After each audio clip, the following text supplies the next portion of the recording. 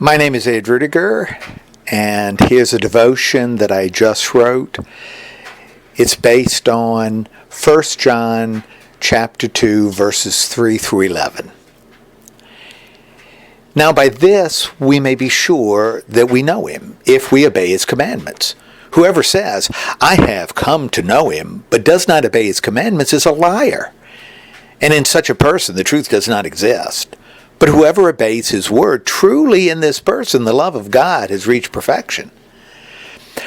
By this we may be sure that we are in him. Whoever says, I abide in him, ought to walk just as he walked. Beloved, I am writing you no new commandment, but an old commandment that you have had from the beginning. The old commandment is the word that you have heard.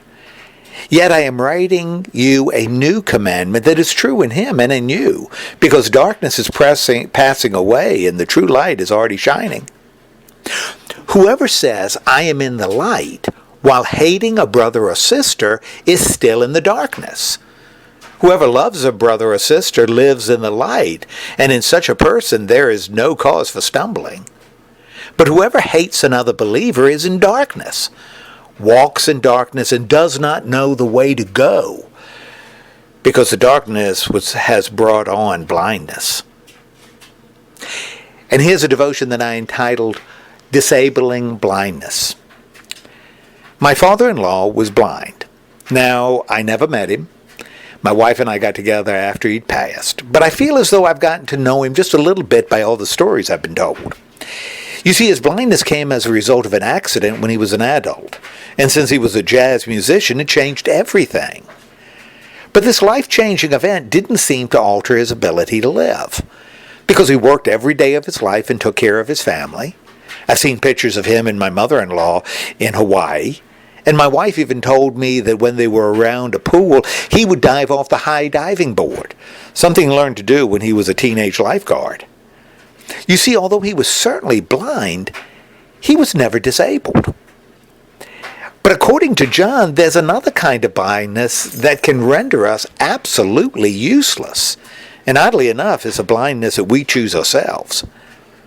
As he wrote, whoever loves a brother or sister lives in the light, and in such a person there is no cause for stumbling. But whoever hates another believer is in the darkness, walks in the darkness, and does not know the way to go, because the darkness has brought on blindness. You see, if we buy into the hate and the fear that seems to permeate our society, we are choosing to be blind. It's our choice. And regardless of the spiritual sounding words we use or the number of times we can work Jesus Christ into a conversation, we've decided to stumble around in the dark because we've turned our back to the light. And even though this condition has nothing to do with retinas and optic nerves, this is what I think you can call a genuine disabling blindness. Amen.